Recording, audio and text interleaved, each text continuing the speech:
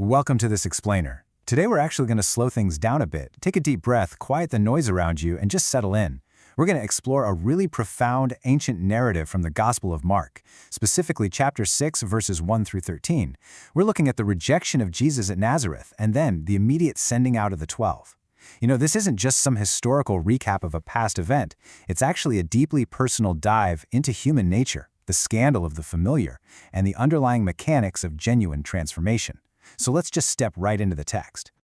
Mark writes, "A prophet is not without honor except in his hometown and among his relatives and in his own household." Let those ancient words just sit with you for a second. This single sentence is really the central axis of our whole explainer today. There's a profound tragedy buried right here. The very people who should have recognized him first, right? The ones who watched him grow up, who shared meals with him, who knew the exact sound of his voice, they were the very ones who missed him entirely.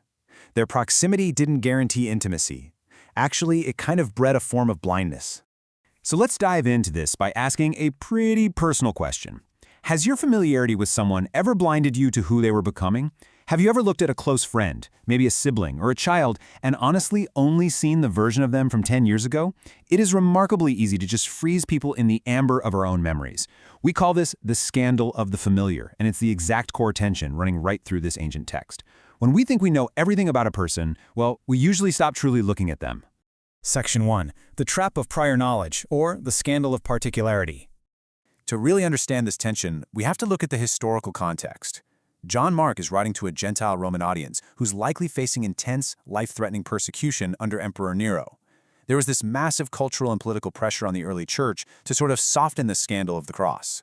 To make Jesus more abstract, more palatable to polite Roman society.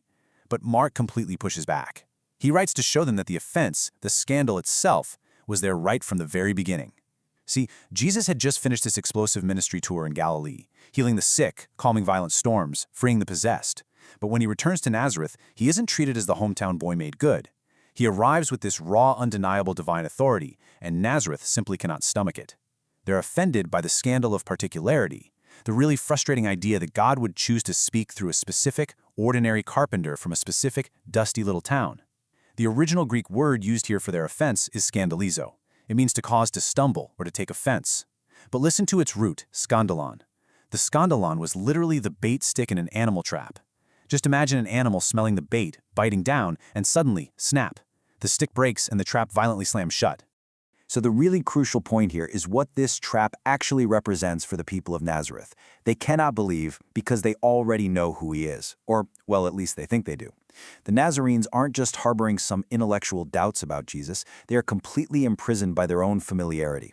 Their prior knowledge of him as just the carpenter, the son of Mary, becomes the exact mechanism of their imprisonment. They took the bait of their own rigid assumptions, and the trap snapped shut, blinding them entirely to the Messiah standing right there in front of them. Mark uses this really brilliant literary technique to show us how this narrative functions. It's called sandwiching, or intercalation. He places the story of the bitter rejection at Nazareth right next to the story of Jesus sending out the 12 disciples. Now, this isn't random. It shows a deliberate structural pattern in how grace operates. Rejection in one place directly leads to expansion into another. When the kingdom of God is refused by a community, it doesn't just retreat in defeat, it advances. It actively redirects its energy toward those who are actually hungry for it. Section 2. The Hometown Shadow. The Archetypical Layer. Let's transition gently from those historical facts into the deep psychological dimensions of the story. What's happening in Nazareth is honestly one of the oldest patterns in human storytelling. The hero returns to his origin, and the origin simply cannot bear him. We can view this through two really powerful psychological lenses. First, the Jungian amends. Nazareth represents the shadow of the familiar, that heavy, almost inescapable gravitational pull of the past. Anyone who's ever attempted genuine transformation knows this exact feeling. The people who knew you when are often the most actively resistant to your growth. Your evolution threatens the stability of the narrative they've frozen you in, because if you change, well, it demands that they change too. Then, consider the Jordan Peterson lens. This passage addresses the terrifying cost of telling the truth.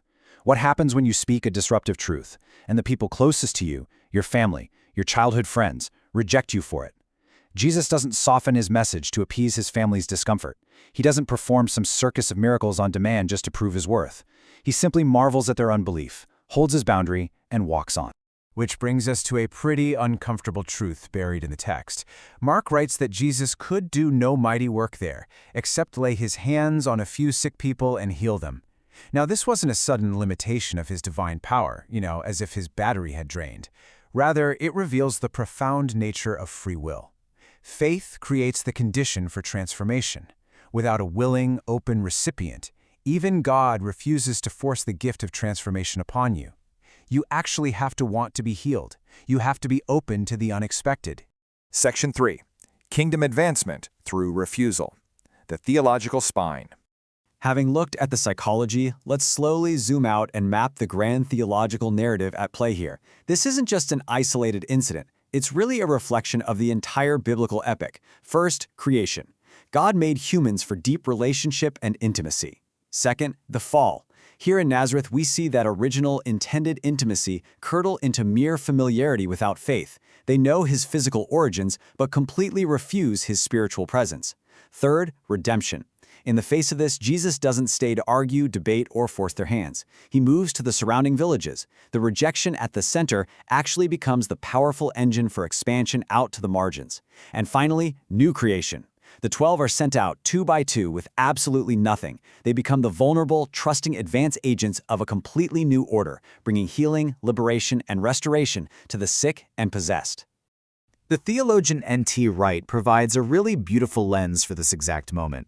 He notes that Israel was called from the very beginning to be a light to the nations, but historically they violently rejected the prophets who called them to repentance. So Jesus, acting as the true and faithful Israel, sends out his own representatives. As Wright points out, this rejection in Nazareth is absolutely not a setback for Jesus. Instead, it's the ultimate confirmation that the grand pattern of the prophets is being fulfilled exactly as intended. The mission is now decisively moving to those who actually have ears to hear. Section 4. The Cost of Calling. The Hard Edge. We now turn to the most challenging realities of this text. This is where the narrative really cuts through our modern comfort zones with just devastating clarity. Think about these radical instructions Jesus gives the 12 as they're sent out. No bag, no bread, no money, no second tunic. We modern readers so often want to spiritualize this, right? To say, oh, he just meant to have a humble attitude or to take nothing but faith in your heart. But the text is brutally, uncomfortably concrete. They are completely, physically exposed to the elements and the hospitality of total strangers. The kingdom advances through people who have absolutely nothing to fall back on. This is what the brilliant writer G.K. Chesterton identified as a paradox. The very thing that makes this message so offensive to the modern, self-sufficient mind, its demand for absolute, reckless dependence, is exactly what proves it's true. Think about it. If this mission could succeed entirely on human resources, human planning, human wealth, and clever marketing, it wouldn't be a divine kingdom. It would just be a well-funded NGO. The undeniable power lies deeply in their poverty of resource and their profound wealth of obedience. And then there's this difficult truth, delivered with the quiet grace of a loving mentor. This is especially for the people pleasers among us. You must be willing to walk away from places that will not receive you. Jesus tells his closest disciples to literally shake the dust off their feet if a town rejects them. He's deliberately telling them not to chase approval, because if you spend your whole life desperately trying to win the approval of people who have already definitively decided who you are, you will never move forward into your true calling. Sometimes there is deep grief in it. It really hurts to be misunderstood, but sometimes you simply have to walk to the next village. Section 5. The Formation Challenge. Becoming the Sent One. As we bring this explainer to a close, it's time to move from simply observing the ancient text to letting the ancient text quietly observe us. Drawing on the wisdom of philosopher Dallas Willard, here's a concrete, grounding practice for you this week. Practice going without. Choose just one thing you normally rely on for security, comfort, or your daily sense of identity. Maybe it's your smartphone. Maybe it's your reliance on caffeine. Or honestly, maybe it's your quickness to explain and defend yourself in conversation. Deliberately release it for a single day. Go into your daily tasks with nothing but your willingness to be present and softly observe what shifts inside your soul when your normal human resources are stripped away. Next, I have a gentle invitation for you to act. I want you to identify one Nazareth in your life right now. Perhaps it's a relationship, a workplace, or a context where you're constantly dismissed because of who you're trying to become.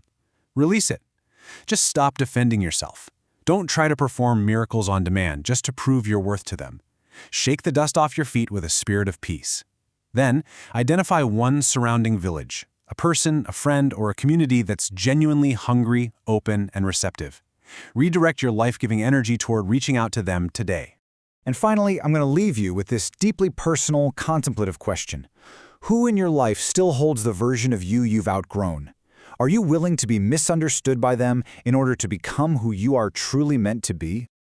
Keep that seed planted in your mind as you go about your week, because as our final anchor statement reminds us, the rejection that closes one door does not stop the kingdom, it redirects it.